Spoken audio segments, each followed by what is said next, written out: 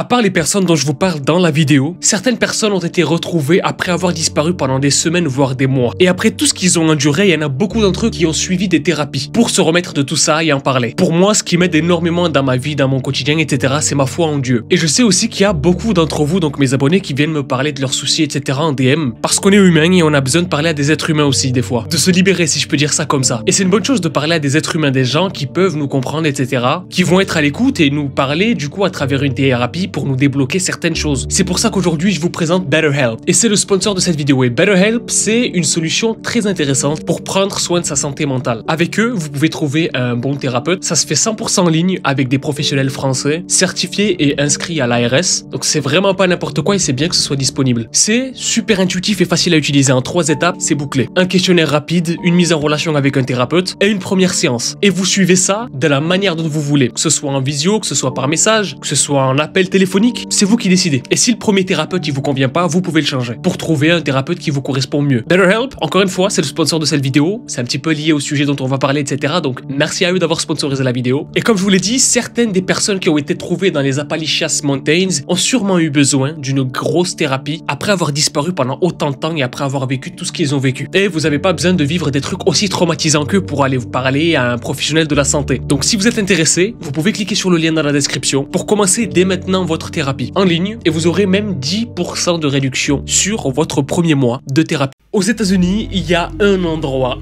que tous les Américains connaissent tellement cet endroit est flippant. Cet endroit-là, il traverse toute l'Amérique du Nord et s'appelle Appalachian Mountains. C'est une espèce de chaîne de montagnes qui traverse toute l'Amérique. Mais pourquoi est-ce que cet endroit-là, il est aussi mystérieux et aussi flippant à la fois? C'est ce qu'on va voir dans cette vidéo. J'espère que vous êtes prêts. Bref, on est parti.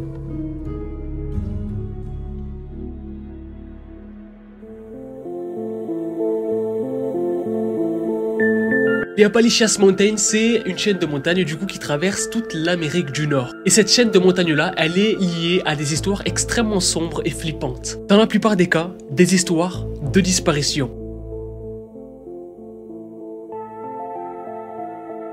En 2013, une femme qui s'appelle Géraldine décide d'aller faire une randonnée dans les Appalachian Mountains. Parce que oui, là-bas, c'est un endroit dans lequel on peut faire des randonnées, etc. Il y a des sentiers, tout ce qu'il faut. Mais dans les Appalachian Mountains, il y a des règles à respecter. Et bien sûr, Géraldine n'avait pas respecté certaines de ces règles. Donc Géraldine Lorgay, c'est une randonneuse de 66 ans qui a disparu dans les Appalachian Mountains alors qu'elle était en train de faire sa randonnée. Elle était partie pour faire un trail, donc une espèce de chemin de randonnée entre guillemets qui traverse plusieurs états. Parce que comme je vous l'ai dit, cette chaîne de montagnes-là, elle passe à travers toute l'Amérique du Nord. Elle était partie en randonnée avec son mari, sauf que ce qui se passe, c'est que elle n'a pas respecté l'une des règles les plus importantes des Appalachian Mountains. Ne jamais sortir du sentier. Et ce jour-là, en 2013, elle est sortie du sentier pour aller aux toilettes. Sauf que ce jour-là, c'était la dernière fois qu'on a vu Géraldine. Elle a été retrouvée bien plus tard, 2 ans plus tard, et pas vivante. Parce que oui, le corps d'une femme qui disparaît comme ça fait du bruit. Donc il y a eu des investigations, des recherches intensives qui ont été faites. Le problème, c'est que les Appalachian Mountains, c'est une très grande zone. Ça traverse toute l'Amérique du Nord. Donc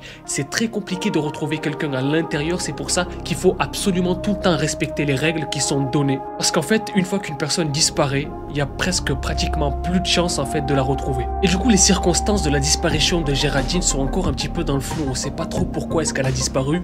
Parce qu'elle est sortie du sentier, bien sûr. Mais qu'est-ce qui a fait que son corps a été retrouvé? Ça, on sait pas encore. Mais l'une des théories les plus logiques, on va dire, c'est que du coup, elle se serait perdue.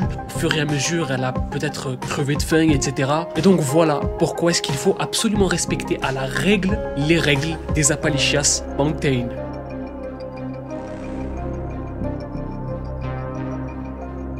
Cette fois-ci, ça se passe en 1969. Dennis Martin, c'est un petit garçon de 6 ans qui est en rando, un petit peu en camping, en voyage, avec sa famille aux Appalachian Mountains. C'était un moment en famille, joyeux, convivial, il faisait extrêmement beau et ce jour-là du coup ils étaient sur un sentier tous en famille avec Dennis. Sauf que le problème c'est qu'encore une fois, l'une des règles des Appalachian Mountain n'a pas été respectée et Dennis s'est éclipsé. Il est parti en fait du sentier et sa famille n'a pas fait attention. Au début ses frères et sa famille pensaient que c'était une blague, que du coup ils se cachaient derrière les bois, derrière les arbres, etc. Sauf que après plusieurs jours en fait, ils ont toujours pas de nouvelles de Dennis. Des recherches ont été faites, etc. pendant plusieurs jours intensives. Bien sûr, comme d'habitude, ils n'ont pas retrouvé le corps, ni Dennis, ni rien du tout qui lui appartient. Et en plus de ça, en 1969, c'est encore plus compliqué de trouver quelqu'un, imaginez. Et cette affaire-là particulièrement de Dennis, elle a été marquée par beaucoup d'histoires en fait, de rumeurs, de kidnapping, de créatures un petit peu bizarres dans les montagnes, donc dans les Appalachian Mountains. Bon, bien sûr, il n'y a aucune preuve de ça, hein, mais ça a beaucoup aidé ce genre d'histoire-là à alimenter toutes les histoires autour des Appalachian Mountains,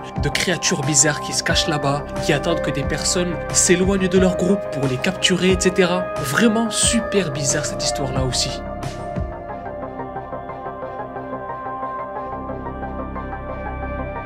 En 1990, Stacy, une adolescente, disparaît elle aussi dans les Appalachian Mountains, alors qu'elle est en train de faire une randonnée dans un parc national, en Virginie. Elle marchait avec un groupe d'adultes pendant qu'elle est en train de faire sa randonnée, elle avait 14 ans à cette époque-là, et au bout d'un moment, elle s'est éclipsée. Et elle a fini par complètement se séparer en fait du groupe d'adultes avec lequel elle était. Encore une fois, il y a des investigations qui ont été faites, des recherches massives qui ont été faites, mais on n'a pas trouvé son corps. On a trouvé que quelques affaires à elle. Et pendant des mois et des mois, les gens étaient à sa recherche, mais aucune trace d'elle n'a été retrouvée, mis à part quelques affaires qui lui appartenaient en fait. Et là, d'après les gens, il y a deux théories. Soit la théorie qui dit qu'elle a eu un accident, c'est-à-dire qu'il y a un moment où peut-être qu'elle est à côté d'une falaise ou d'un endroit très dangereux où elle a trébuché, elle est peut-être tombée, elle est peut-être morte, et puis ensuite, je sais pas moi, peut-être qu'elle est tombée dans un ruisseau, le ruisseau l'a emmenée, enfin bref, un accident en fait de la nature, soit un kidnapping. Mais kidnapping par qui? Et le problème dans ce genre d'histoire-là avec les Appalachian Mountains, c'est que il n'y a pas de preuves concrètes en fait, parce que l'endroit est tellement géant, il est tellement grand qu'en fait, on peut être sûr d'absolument rien du tout si on n'a pas des preuves concrètes. Et toujours aujourd'hui, sa disparition n'a toujours pas été résolue.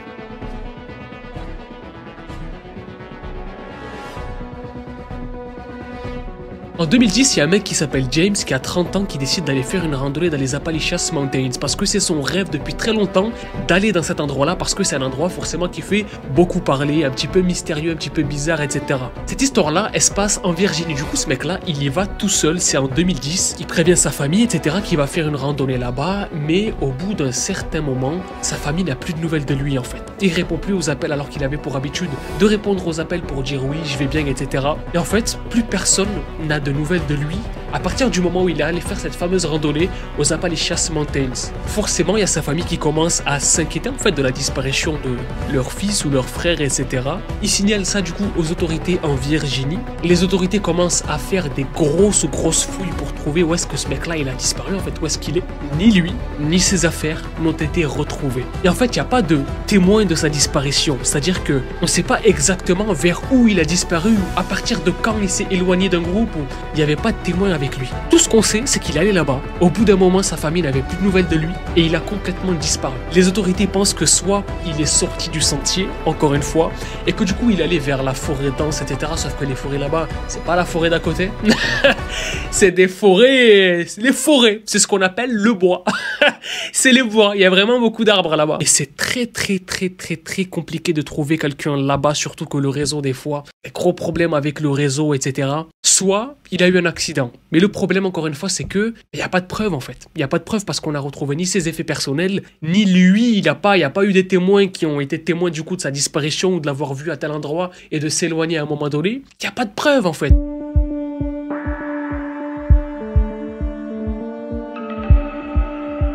C'est littéralement un endroit qui essuie toutes les personnes qui disparaissent, toutes choses concrètes sur lesquelles on peut s'appuyer pour retrouver les personnes qui disparaissent. C'est pour ça que cet endroit-là, il est magnifique, mais il est aussi effrayant à la fois en fait. Parce que là-bas, il y a trop de personnes qui disparaissent sans qu'on sache ni pourquoi, ni comment. Ces cas-là, c'est des cas qui font partie d'énormément d'autres cas de disparitions très bizarres et mystérieuses dans les Appalachian Mountains. Et ça a aussi beaucoup joué sur un petit peu l'aura, un petit peu bizarre, mystérieuse, flippante, avec des créatures d'histoire, etc.